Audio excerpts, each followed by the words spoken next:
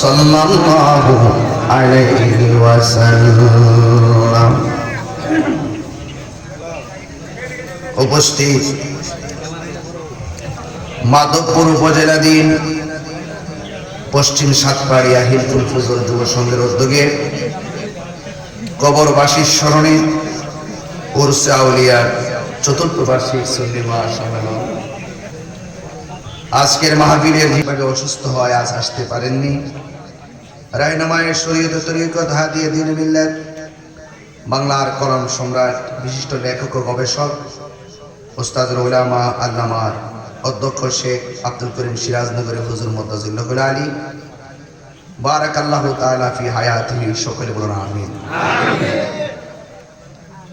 আজকের মাহফিলের সম্মানিত সভাপতি সিরাজনগর দরবার শরীফের সম্মানিত খলিফা আলহাজ হযরতুল আল্লাহ মাওলানা আবু ইউসুফ মোহাম্মদ মহিউদ্দিন শেখ, সহ সভাপতি আলহাজ মাওলানা আব্দুল হালিম শেখ মাওলানা আয়ুব।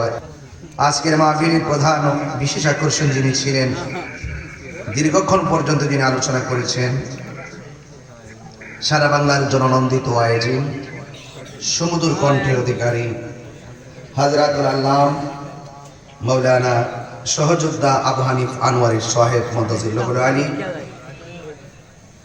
উপস্থিত আছেন এলাকার বিভিন্ন ইমাম খতিব বৃন্দ, বর্তমান সাবেক মেম্বার বৃন্দ। কালকে দেখলাম এক মৌলবী ওয়াজের মধ্যে বলতেছে আওয়ামী লীগ আর বিএনপির কথা কোরআনে আছে।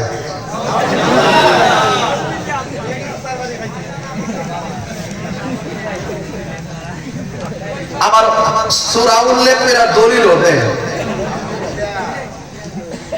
এই জন্য আমি গত পরশু দিনে কইছিলাম ইন্টারিম গভর্নমেন্টকে যে আল্লাহর রাস্তায় গিয়ে পাগলটা থামান।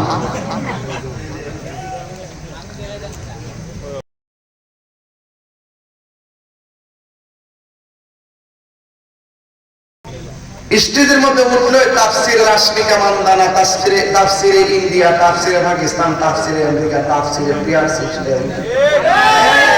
স্টেজে উঠলো তাফসিরে নির্বাচন, আর কোনো ওয়াজ নাই।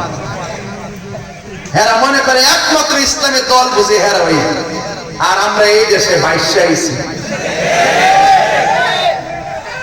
আবার দেখি যে ওয়াজ ওইটা সেমিনারে জান্নাতের টিকিট অবস্থা। তো এইগুলা কি কোন মুসলমান আর ইসলাম প্রেমিকদের কথা হতে পারে?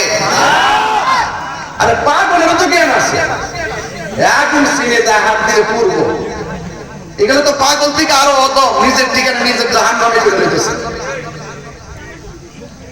এই যে রাসূল বলছেন আমি তোমাদের কাছে দুইটা জিনিস রেখে যাচ্ছি, একটা হলো আল্লাহর কোরআন আর একটা হলো আহলে বাইতের মহব্বত। ওই যে তারা যে ১৩,০০০ বছর পরে আইসা যে সুন্নি দাবি করবো, তো সুন্নি বাইরে বাইরে হয়েছে নি? হেরাও তো সুন্নি, তুমিও তো সুন্নি, আমিও তো সুন্নি। তাহলে আসল কেডা? আসল হলো তারা যারা আহলে বাইতকে মহব্বত করে। এই কথা যখন বলি ওই আমির হামজার মতন মেন্টাল গুলো হাগল হয়ে যায়। তখন হেরা কোরআন সুন্নাহর বাইরে কথা কইয়া কইয়া ভাইরাল হইবার জন্য আসে। তাই এখনো সময় আছে, তোবা টোবা কইরা মুসলমান হন। আর মাথায় যদি কোনো সমস্যা থাকে আমরা সাহেন জার ফুক দিয়া দিব, ঠিক হয়ে যাবো। কথা কন ঠিক না পেটে? তাই এখন আওয়াজ করে কন। আমি যখন খাইতে বসছি তখন আমার তারা বিষয় দিছে, এই জন্য আমি ওয়াজটা এদিকে ঘুরাইছি। আমার বলছে যে কারবালার দিকে ওয়াজ করে দিয়েছে।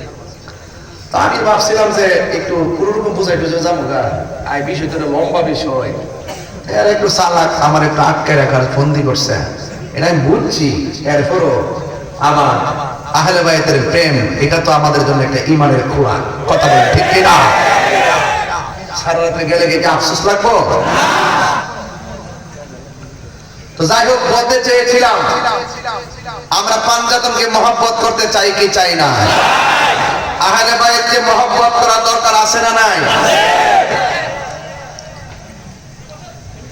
আমাদের দেশে দেখবেন কেউ যদি কোনো ভুল করে, ভুল করার পরে আবার তার পক্ষে সাফাই গাওয়ার অন্য লোক আছে, দালাল আছে কিনা বলেন?